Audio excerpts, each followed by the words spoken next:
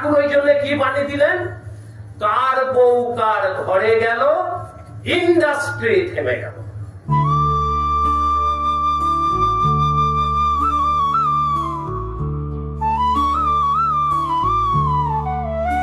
অজ্ঞান তিমিরান্ধস্য জ্ঞানাঞ্জন শলাকয়া চক্ষুরুন্মিলিতং যেন তস্मै শ্রী গুরবে নমঃ।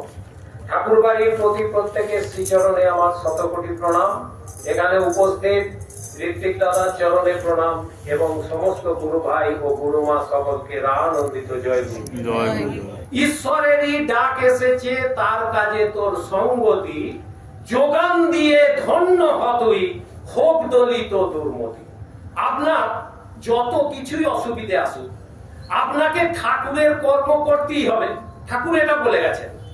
তাহলে আপনি মানুষ হয়ে যে জন্মগ্রহণ করেছেন, আপনি মানুষের কর্মটা করতে তো এসেছেন এখানে, না শুধু এই হাত দুটো দিয়ে মাংস ভাত খাবেন বলে এসেছেন? বলুন, আমাদের কর্ম তো ঠাকুরের সেবা করব, মানুষের সেবা করব, বিনয়ী ভাব থাকবে, মানুষকে জোরহাত করে প্রণাম করব, এই জন্যই তো আমাদের হাত।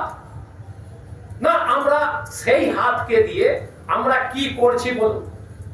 অতএব আমাদেরকে চিন্তা ভাবনাটা একটু বাড়াতে হবে। যদি চিন্তা ভাবনা বাড়িয়ে দিই, তাহলে কিন্তু ঠাকুরের কর্মটা আমাদের কিন্তু সুন্দরভাবে হতে থাকে।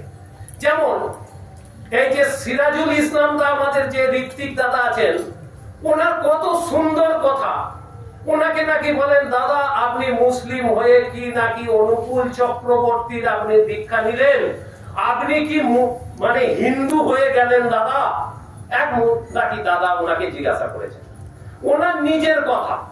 উনি বলছেন, দেখুন আমি হিন্দু হলাম কি মুসলমানই আছি, আপনি একবার আমার সঙ্গে ওষুধের দোকানে চলুন। উনি বলছেন এমনি বোঝানো যাবে না আপনাকে।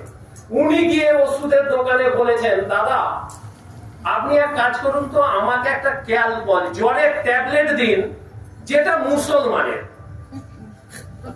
এবার সেই ওষুধের দোকান বলছে, এর ক্যালপল ট্যাবলেট তো মুসলমান হিন্দু বলে কিছু হয় না, ওটা তো সবাইয়ের, যার যে ক্যালপল ট্যাবলেট হিন্দুর জ্বর ছাড়ায়, সে ক্যালপল ট্যাবলেট মুসলমানেরও জ্বর ছাড়ায়, খ্রিস্টানেরও জ্বর ছাড়ায়। তা আপনার কি দরকার বলুন? তখন ওই দাদাকে বললেন, দেখলেন আজকে আমি যে ঠাকুর অনুকূল চন্দ্রের দীক্ষা নিয়েছি, আমি নিজের বাঁচা বাড়ার, নিজের জীবনটার পরিবর্তন, নিজের ইষ্টমুখী চলন, এই জন্যই কিন্তু আমি ঠাকুরের চরণটা ধরেছি, যুগ পুরুষোত্তমকে ধরেছি। আজকে এই যে ডিপি ওয়ার্কসের মাধ্যমে আমরা কিন্তু প্রত্যেকটা মানুষ একে অপরকে যদি বাঁচাতে না পারি, আমাদের কিন্তু দিন একটু একটু করে এগিয়ে যাচ্ছে। ঠাকুর কি বলছেন, সময় কিন্তু রয় না বসে, চলছে কেবল অবিরল, করণীয় যায় এখনই কর, ভবিষ্যতে যদি চাস সুফল। কে সুফল চায় না বলুন?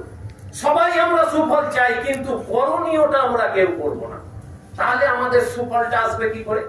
অতএব সবাই মিলে উঠে পড়ে ঠাকুরের কর্মের দিকে নিজেদেরকে একটুখানি মানে পরিবর্তনটা নিয়ে আসার চেষ্টা করুন।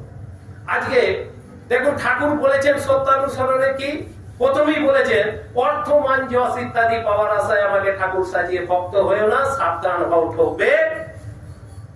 তোমার ঠাকুরত্ব না জাগলে কেহ তোমার কেন্দ্রও নয়, ঠাকুরও নয়, ফাঁকি দিলেই পেতে হবে তা।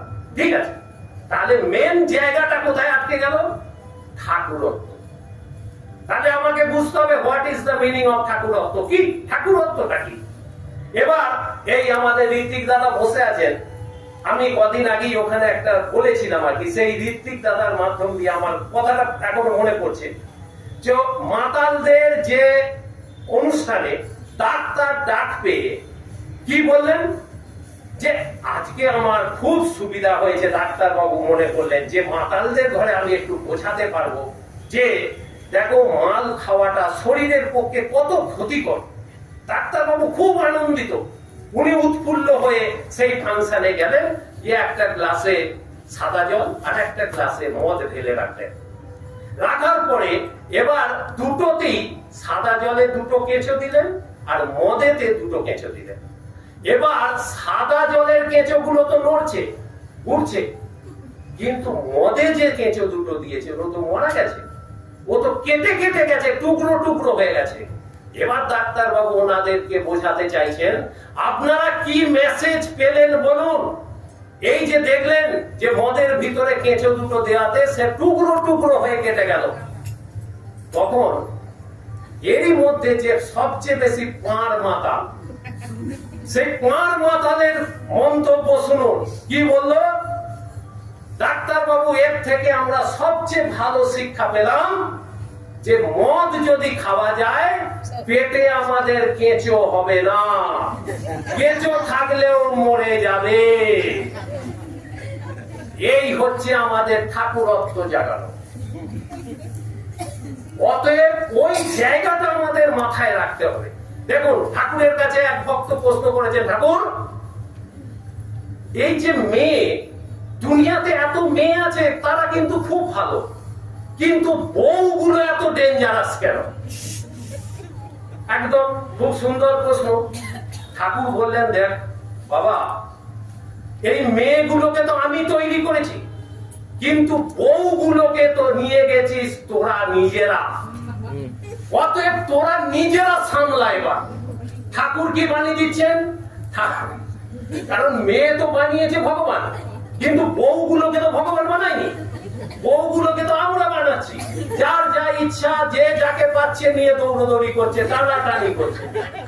আমার কথা হচ্ছে যে সেই জন্য ঠাকুরের যে নিয়ম নীতি বিধি বিধান আমরা কেউ পালন করি বলুন?